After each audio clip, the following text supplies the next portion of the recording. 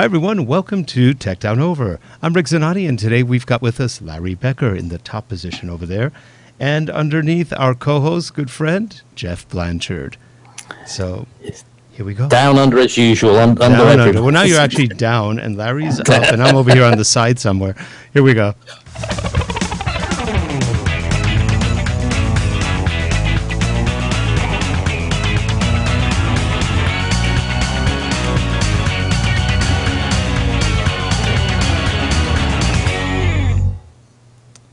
And a quick message from one of our sponsors.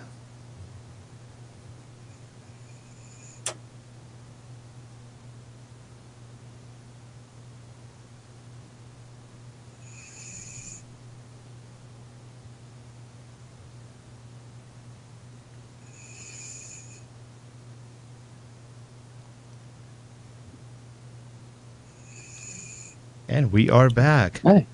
Well, hey, Larry, it's good to have you again. It's been about a year almost. The time just goes way too fast. Yeah, but I've done this show, I think, 3 times now. I'm going to have to get my own intro plate. That's true. That's right. Yeah, we got to get you one of those. So how have you been? Things are really good. Just not going the direction that I thought they would, but definitely going good directions. So I'm enjoying things and keeping busy in the industry.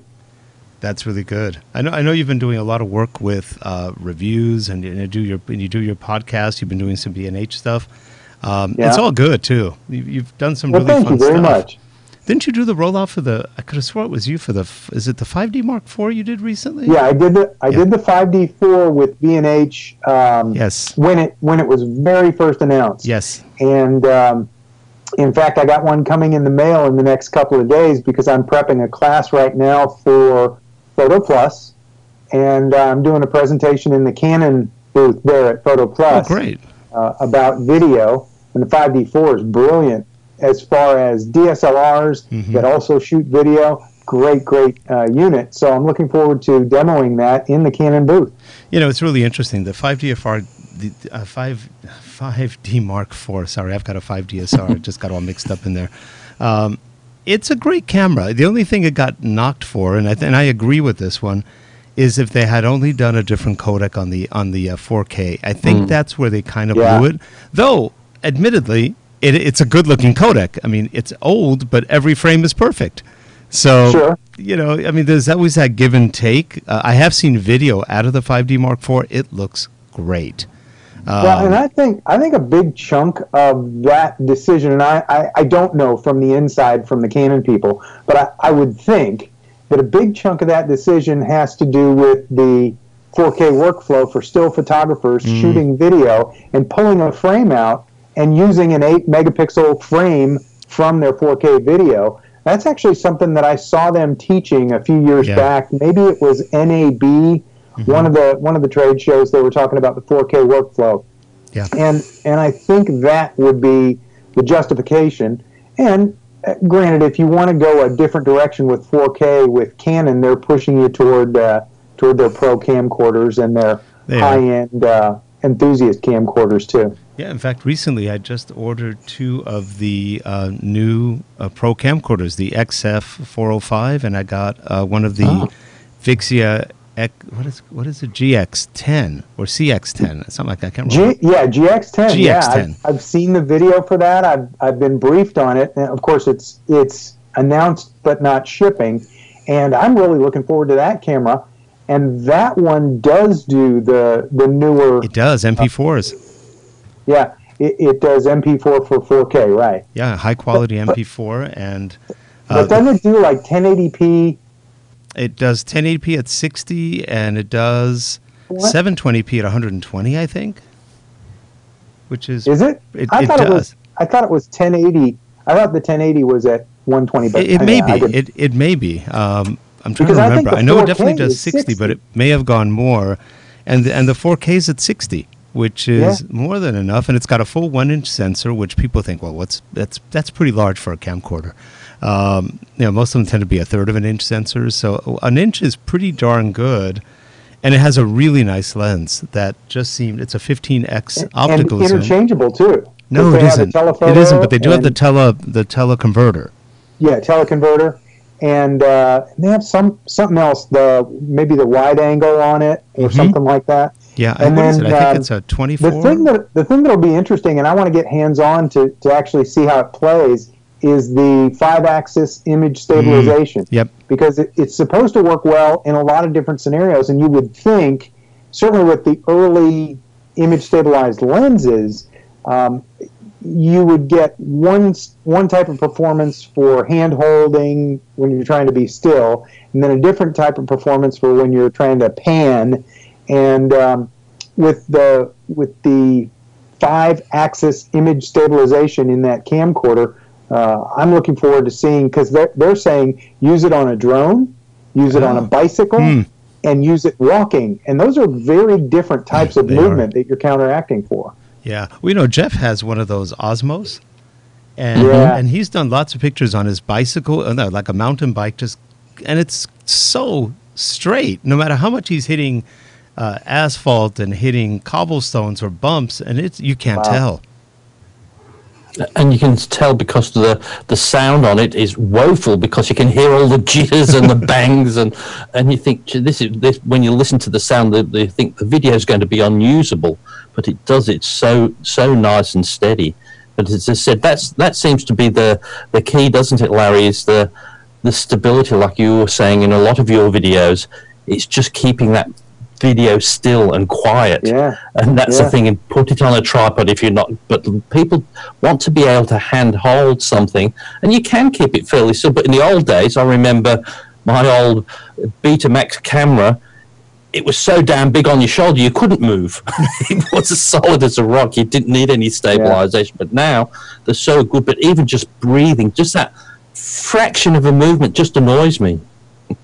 Well, I don't get why it's popular in Hollywood to have the dramatic movement in filmed scenes, in popular TV shows. It is not appealing to me. I find it annoying and distracting, and I get it that it's supposed to be a natural thing, or it's supposed to be, hey, this is more like how humans perceive a situation. But I'm not wanting to be in the scene. I want to watch it on my HD TV and enjoy the experience, not get motion sick. Yep, that's true. and that all started with, I think, the music videos, where they started going insane on rapid movement, on quick zooms, to the point where you're just making somebody go like this.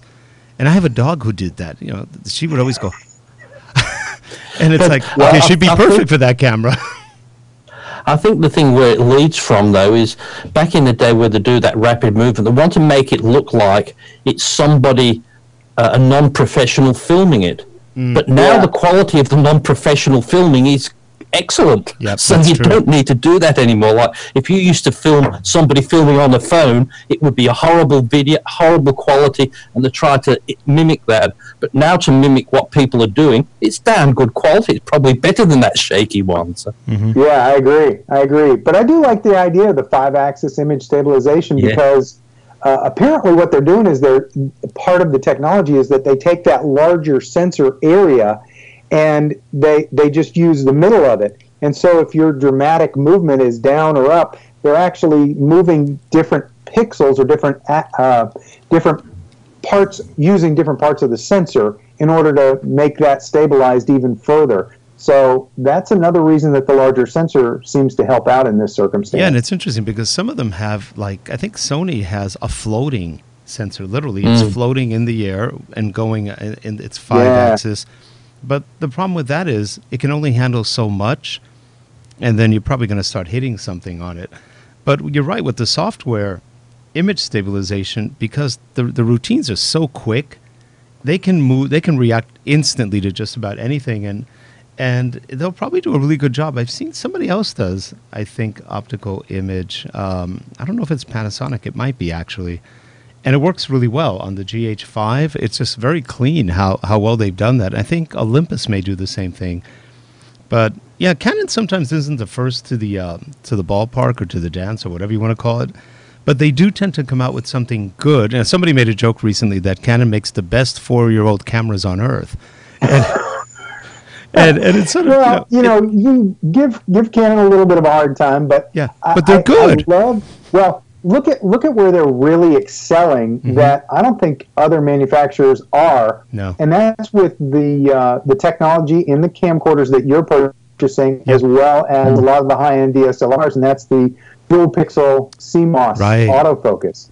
Right. And it lets people who are not those brilliant videographers like me touch focus and get accurate focus with a kit lens. It's an amazing thing. And I remember showing that for the very first time to, I was doing a Canon demo video for Canon. I do a lot of the videos that end up going behind the scenes to the big box stores so that the sales team at Best Buy and other places can learn about the cameras to be able to sell them intelligently to their market.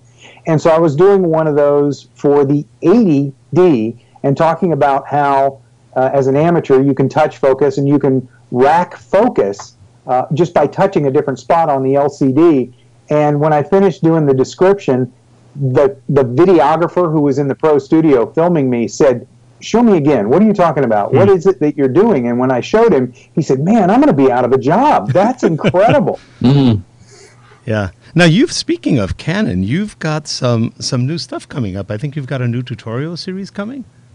Well, I do. I have a class, but it's not specifically about Canon. I just happen to use Canon and enjoy that. But I've got a class coming out in the next couple of weeks, whenever I can get my editing finished, that is intended to help photographers, any brand of photographer, so not just Canon, but DSLR photographers, enthusiast shooters, people who are making a living as photographers, to step into video without going to film school, without taking the full study course where you have to figure out the multiple cameras and camera moves and sliders and jibs and makeup artists and set designers and all that stuff. I'm trying to keep it super, super simple and help people who are already doing and trying to make a living at that. Well, if you're out at a local clinic and you're doing headshots for all the doctors and the staffers at the local clinic, why not take the top 2 or 3 or 4 and do a talking head video with them and charge them for a nice finished video that they can put on their website, that they can put in their social media. And it really isn't that much of a leap. You've already got the good gear, you've got the good lenses. If you can come up with some constant light and a nice microphone like a Rode wireless filmmaker kit mic, or even less expensive, the Rode SmartLav Plus with an extension cord, and just get good audio and turn that into a video. So I started to actually teach the class. That's what my class is going to be about, is helping pro shooters and enthusiast shooters step slightly into video and make good money at it. I thought Jeff was about to say something. I thought you were too. I was going to say something, but now I've got the chance to do it. But it's quite interesting you do that, Larry, with the video going into video, because a lot of people do expect that they've got to have all that thing like the Hollywood studio type things, and so it's just too much. Sure. But I can tell you now, people want videos from people, not top professionals. That's what they're looking for. They're wanting natural things to get the actual information. They don't want to spend $30,000 on a proper shoot to get a 5-minute clip. They want all these. So there's a lot of market for people to do that, and it's not like it's taking money from the professionals, because a lot of those people who want that would never. They'll say, well, it's either get somebody just in-house to do it, or we're not going to do it. And it's for things like we're doing a communication about a meeting, and after that it's dead. So you don't want to spend $30,000 on that, but you still want excellent sound and quite decent video and lighting. And with your course, that's where people can get to that stage and actually make some money out of it. Now, Jeff, Larry, you nailed it. That's exactly the market. And in fact, there's even part of my course where I say, you're not in competition with local video. You should partner with them, because when somebody walks into them and they say, I've got this little tiny budget, they look at them and go, there's no way. We can't do a video for you for that. and they would be able to hand them off to you as a photographer who happens to do a little bit of video, and vice versa. You go into your client, and your client wants special effects and CGI and 4-camera shoot and dramatic high-speed photography and things like that, and you can turn them over to a pro. So it's an ideal place to develop a strategic partnership with the high-end studios in your local market. Now, Larry, Janessa left me a note that you're doing something. Is this what you're doing with the Canon 60 or Mark II, or is that a different one? Yeah, I'm actually, okay, so there's a couple of different things that I'm doing. I've kind of found this niche in better than shaky cam handheld smartphone video, and not quite at the level of a 3-camera multi-camera shoot with jibs and booms and sound people and things like that, hitting that middle market. So single camera lockdown shoot in most cases, and that I'm doing my class for, it's a video class, really appealed to the folks at Canon. So they've got me speaking in a couple of weeks at Photo Plus, and then starting next year, I'm actually doing 2-day seminars up and down the East Coast for Canon on this same topic. And it's going to cover specific models. We'll show them the settings on these different cameras. So the 6D Mark II, the 5D4, the 80D, and the T7i will probably all be featured. And they will also be staffed by more than just me. They're going to be staffed by some Canon staffers who are going to be there. So there'll be a lot of hands-on with the actual cameras and coaches. And we'll have many groups set up and hands-on work for a number of photographers that are getting into this. That sounds fun. Yeah, it should be. I hope so. It does sound fun. And again, even though I like to bash Canon so I own a lot of, I don't own that many Canons anymore. I sold some of them. I still have the 5DSR. Sure. And I'm really considering, in fact, I need to go to my wife now because she was supposed to order it today. I think she forgot. I was going to get one of the 5D Mark IVs on a Dell lease where we just bought $30,000 worth of servers. I figured throw in the camera. What's another $3,000? Because they sell Canon among other brands, mostly Canon among some other brands, but the 5D Mark IV, I wanted a faster camera. The 5D SR is a great camera, but it's not as fast as some of the things I'd like to do. And I think I got it probably for all the wrong reasons. And it's a wonderful camera. In fact, Jeff keeps saying it's been one of the best cameras. Don't sell it, Rick. Don't sell it. Don't sell it. I think the quality you've got out of that for the video and the pictures, I think they're just mind-blowing. So I think if you don't have to sell it, keep it because you'll regret it. I don't know, because that's why I wanted to get the 5D Mark IV. Then I wouldn't regret it. Because I think so. I think I know how you can get him to keep it, Jeff. You got to buy him a large format printer. Oh, yes, so you can print all those big shots, and then he'll keep it forever. Yeah, that's right. That's so true. But no, I like the camera. It's actually really nice. It's fairly stable. It's easy to work with. The focus, even though it's not dual pixel, is actually quite good. It's surprisingly good for what it does. And I read somewhere that it's the same focus as what was on the 5D Mark III, which everybody really enjoyed. Well, it's brilliant for still photography. It's very good for video. Yeah. The dual pixel CMOS is just brilliant for video. Yep, it is. It is. And so I'm looking at that. I've got the little Canon M5, the mirrorless. I love that little camera. It's a fun camera. Have you tried that one? You are a fellow gadget nerd. Yeah, I know. Have you tried that one? Yeah, absolutely. I like it. It's cute. It's not big, but it's a nice size. It works well, and the quality of pictures I think was as good or better as the 80D when I had it. Yeah.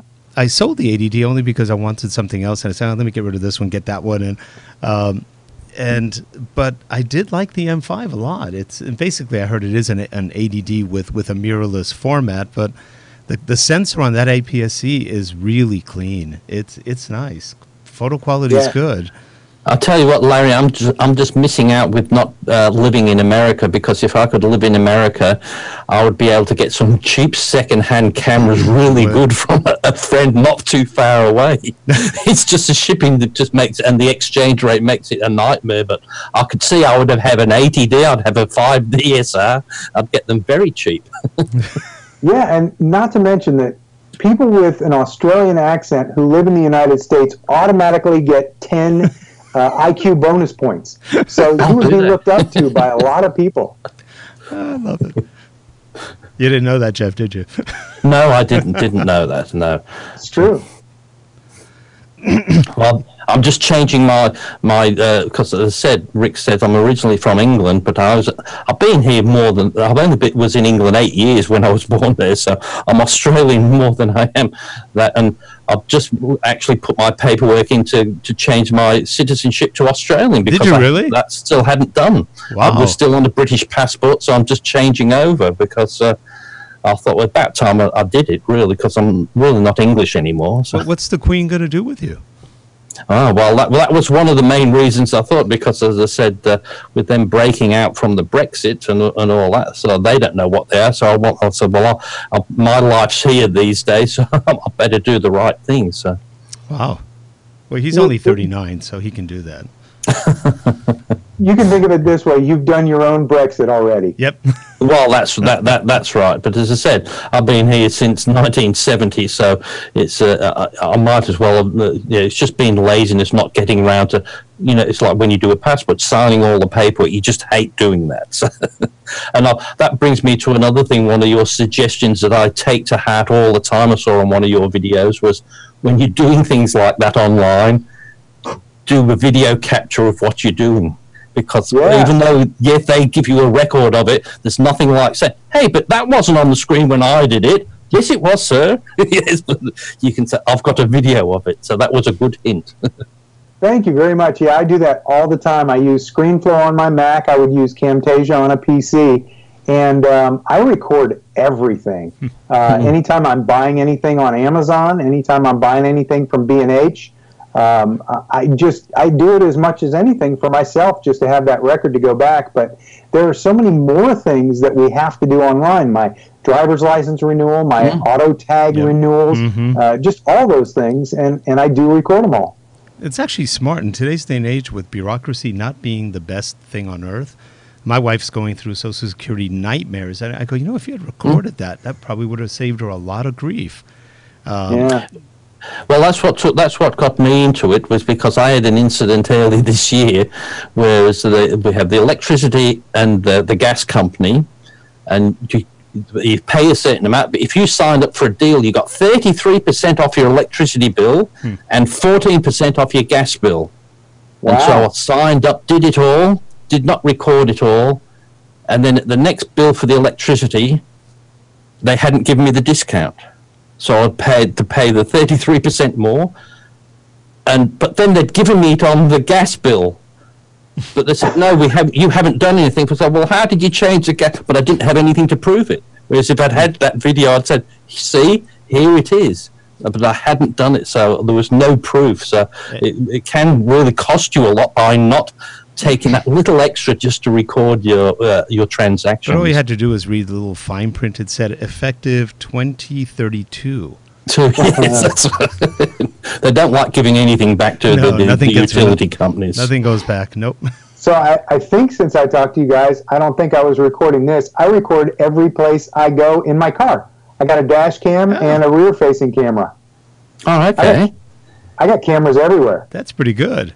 Well, hey, thanks to you that one time. The first time you were on, we had an audio issue that really took us by surprise. Our audio did not record, which is just bizarre.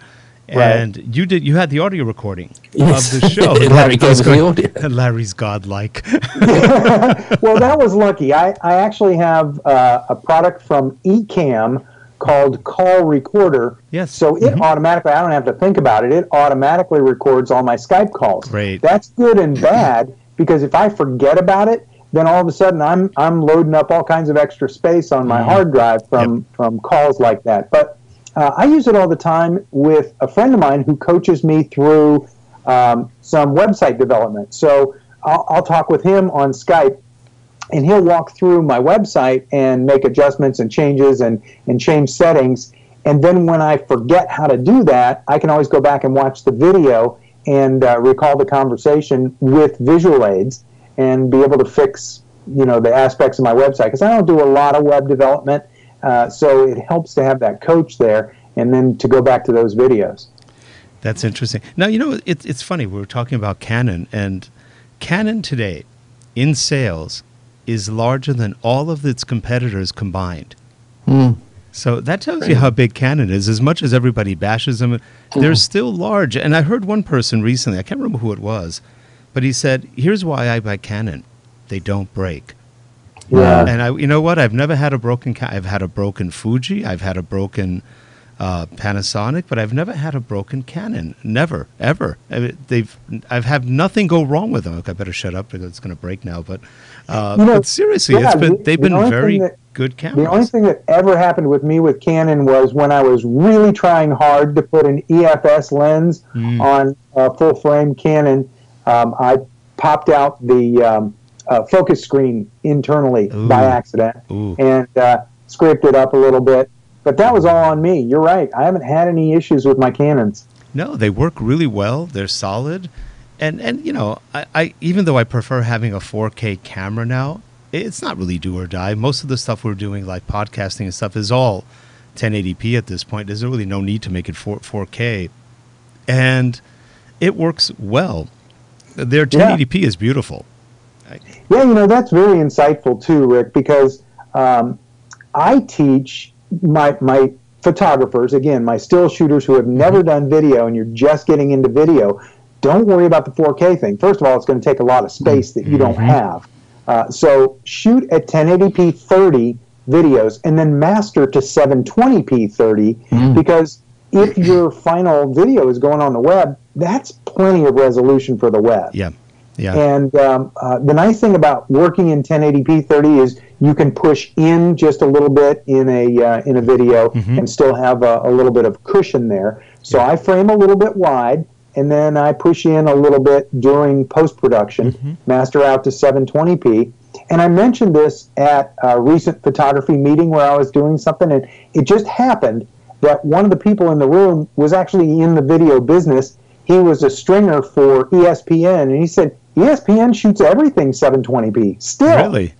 Yeah. So I was like, okay. So we've got professional national networks shooting 720p, and I'm telling people 1080p 30 is going to be big enough. Yeah.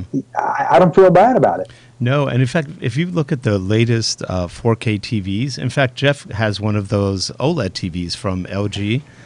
And have you seen how quickly they upscaled 1080p to 4K? It's instant. And you can't tell it wasn't shot in 4K. You really can't. No, they do an excellent job. It's pretty amazing. Like Jeff said, it's an excellent job what they do. And you would have to have probably a microscope to really tell at the pixel level that you just got upscaled. They're that fast. And and really, I've seen them at the stores, like at Best Buy.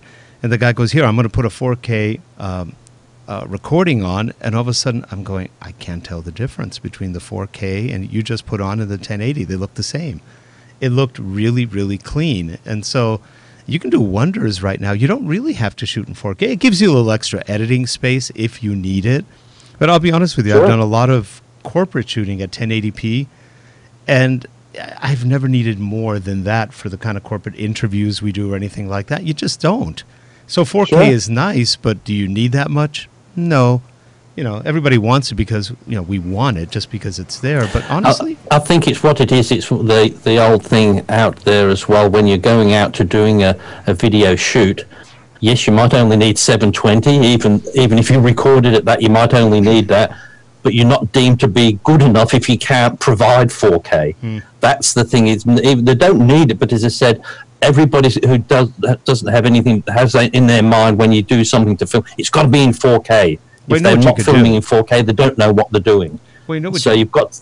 That's what I think the perception is out there. But I think what you can do is shoot with two cameras at 1080p, and then you tell the client it's really 280p, 1080 times 2. You really have your 4K, and they won't know the difference. But I couldn't agree more. What I think is kind of nice is being able to shoot, when you can, 1080p 60, because I really do like having the option to slow down B-roll to 50% and still have it be beautiful. Yep. And there's just something really nice about that because it's such an easy technique, but it looks so impressive in a finished product. Now, have you seen, Larry, the video, the 1080p on the 6D Mark II? Yes, but it was very brief, and I haven't had a lot of hands-on with it. So it was just a very limited kind of thing. One day I was in the studio with the camera, and I was kind of limited in what I could do, and we were on crunch deadline, as always, because what ends up happening with me is as I'm working with Canon behind the scenes, a product is going to be announced in 3 days, and then we get information and a briefing so I can write a script, and it's just real crunch time there at the last couple of minutes, and then they take everything back, and then it's just a little bit of a challenge to have time with all those cameras. So I'm really looking forward to Canon is sending me an 80D and a 5D4 in prep for a presentation I'm doing for them, and I actually get to use them for several days. So that's going to be fun. Hey, I've got to ask you, do you know Peter Gregg? I think he's somewhere around where you are.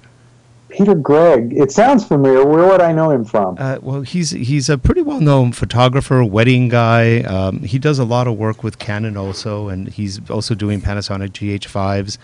Okay. He's in Miami area. I don't know how close you are to Miami. I thought you were close. That's 5 hours away. Oh, it's 5 hours away. Okay. Yeah. I thought you might be close to Peter. Okay, I was totally wrong on that. And it's like from you to Hawaii, isn't it, Rick? Yeah, it's a long ways then. But he's not a 5 hour flight. It's probably only a 1 hour flight. It's about 1 hour, yeah. Oh, okay. Yeah. But it's interesting. He came out with a thing. I just got it. I haven't played with it yet. I just got it like yesterday and haven't taken it out of the envelope yet. He has a thing called a better white balance card. And it's a round, I should have bought one in, but it's a round circle, basically, and you put it in front of your lens, point at a light source, and it gives you perfect white balance. It's really a different way to do white balance. You know who was doing that forever is something disc, Expo Disc. Yeah, really? that's Expo Disc was doing the incident light readings. Yes. Yeah, very cool stuff. Were they good? Did it work well? Did they work as well as regular white balance? They work better and or different. So what you do is, with a white balance card, you put it out there, and you put the card in the space where your lighting is. Right. But with the Expo Disc, what you do is you go to where your lighting falls. So you're not shooting from the shooting position to the subject position. You're going to the subject position. And from the subject position, you put the thing in front of the lens, the Expo Disc in front of the lens, and then you get your white balance reading. And it's an incident white balance reading, and it works very well. Interesting. I've got to try it because it looks really interesting. I've never done that before. I've always traditional white balance, and it works. It works pretty well, but it's that extra. And usually, you need two people if you want to do it right. You just don't have enough time to get moving around. And the talent hates holding. I don't want to hold this any longer. Can I leave now? So it's interesting. Yeah, it's a neat alternate way to go about it. So, seeing you've been very busy, Larry, because I've noticed we haven't been doing as much on YouTube lately, but I thought with what you have been doing, I can understand that, because it's only about 6 or 8 months ago, and I thought in that time it takes you a long time to do all the projects you have been doing. But in the few that you have, I've noticed now you've changed from your pure white background and you're into a more household environment. Did you have a change of mind of what you should be filming against, or? I did that because I have a good friend who is brilliant at marketing, and she's helping me really understand my target market and the things that I need to have in the background to send that silent message about who I am and what I'm doing.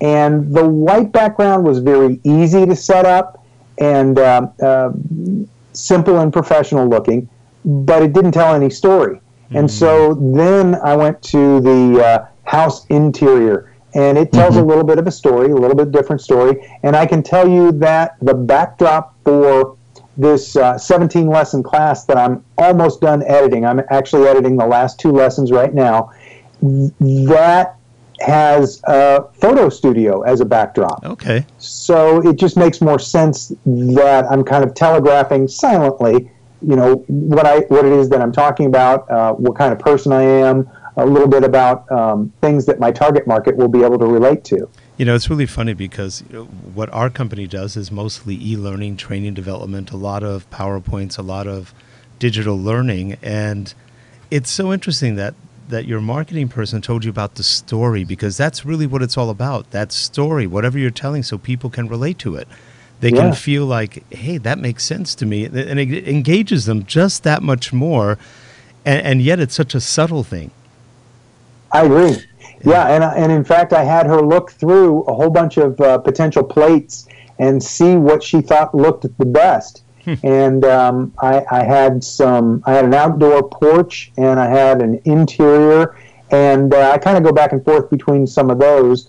And I'm looking for something, always looking for something a little bit different to keep things fresh. But the photo studio is definitely the background to have when you're teaching photographers how to do simple video. That's interesting. I just get very annoyed when I see people doing videos, even if they're on a small budget, and it's a great video quality. The subject's really good, but all I'm spending my time is looking at in the background and all the things that they've got. And I think you've still got to look. Well, if you haven't got a decent, you've got to make sure you don't see your clothes in your cupboard, your washing basket in the corner. People might be doing, or in your hotel room, your bed turned down. Like if I do it and you say, make sure the bed's made so it's nice and neat. You don't want people to be, you've just got to be conscious. I'm like, when I look at a video, yes, I was looking at the message, but I'm looking around at all the things that to see it was a house, and say, oh, now we're in the kitchen, now we're in the summer, I can see outside. I wonder what city that is. But people do look at all those different bits of information on that. Yeah, and if you really get into it and think about it, you should have a blurry background. If it's even if it's not a busy background, it should be somewhat blurred, slightly blurred, if you have the lenses to do it. But what I tell people is, if you've got a really busy background and it's all really sharp and you don't know how to make that out of focus, don't do it. Don't use it. I'd rather see you use something very simple so that you keep it from being distracting. Well, what we've done in the past when we did corporate video shoots for interviews, and, we're winding up in offices that are just horrific. It's like, oh, you don't want to show this office. So we would bring green screens, and we would take the green screens and we'd replace that later with a picture, a nice photo, nice office, and then we'd blur it. We give it a 5% or 10% Gaussian blur, and it looks like you've got great depth of field, and people would go, where did you shoot that? Well, that was actually in his office when we blurred it a little bit, and they go, really? Wow, how did he get offices that nice? And That's great. And it's just really funny, but it works, and it's a cheap way of getting around having to get beautiful locations when in a lot of corporate environments, they don't have that. I think at all. I think though as well though is if you're doing an interview style thing and they're not moving too much with Premiere Pro and all those, it's not that hard to track them, right? And then blur everything out the background. But it's if it's too much movement, it's hard to do. But you can do that a little bit. Then that's usually a bit too much post production for most people that they want to do. Well, have you noticed there's a really weird shot that people do now on newscasts, or they have the guy talking to the camera, and then you see him just talking to nothing. Yeah. And I go, that is the stupidest shot. I don't like that one little bit. I don't get it. They always do that. They do the interview shot and then the shot from the side. Right. Where the... But this is a newscaster. And you're going, why are you facing the wrong way? You're not even talking to anybody. It's just, they're the most bizarre shots, and somehow somebody said, that's exciting. Hey, I'm doing that. I'm doing mine too now. See? Yeah, exactly. Yep, there you go. That's awesome. So, what I would ask is... What's on the dog, you see? There's a dog. Oh, there you go. You know what's crazy is I have a dog in my office right now, too. Oh, do you? I do, but I only have one camera, so I can't show you. Oh, that's funny. I'm laughing while you're saying that because I did a 6D Mark II class for Kelby recently, and I was in their offices, and they set up a 2-camera shoot, and every once in a while I'm addressing the camera and I'm talking to the audience, all the time and giving instruction, but every once in a while, just to break it up, if they don't have B-roll to cut to that's a close-up usage of the camera or some nice beauty shot that I've taken with the camera, what they'll do is cut to a side camera 2, mm-hmm.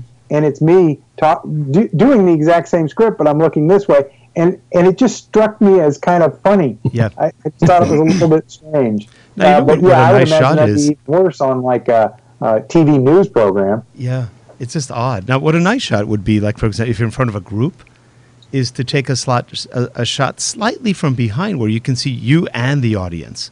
Sure. Those are great shots. Yeah. But they don't do that. They just take pictures of people kind of floating, looking totally opposite where anybody might be. I don't know. I find that just a very disconcerting shot.